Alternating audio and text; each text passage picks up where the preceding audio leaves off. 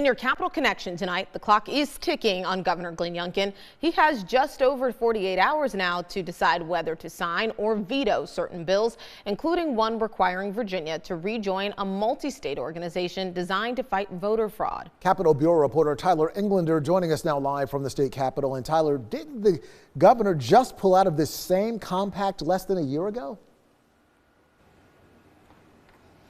Well, Eric, Deanna, that's right. Virginia actually pulled out of this organization, commonly known as ERIC, back in May of last year after it became the target of certain far-right online platforms. Tonight, Virginia Democrats forcing Governor Glenn Youngkin's hand after passing a bill to require Virginia to re-enter a multi-state compact to fight voter fraud known as ERIC. What this bill does is aiming to enhance voter registration and list maintenance through data sharing.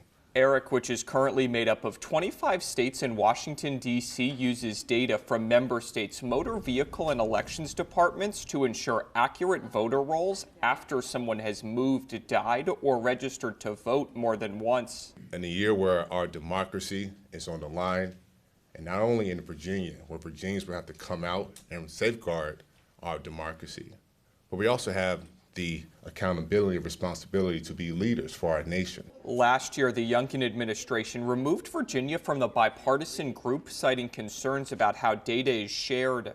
Earlier this year, Elections Commissioner Susan Beals said the administration also had issues with ERIC identifying individuals who are eligible to vote but who aren't registered. Beals says sending those people letters cost the state over $200,000. We wanted to see if that could be optional for states. If they wanted to engage in that, they could. There were also concerns about members of the board who were being overtly political, who were not representing states in some of their actions.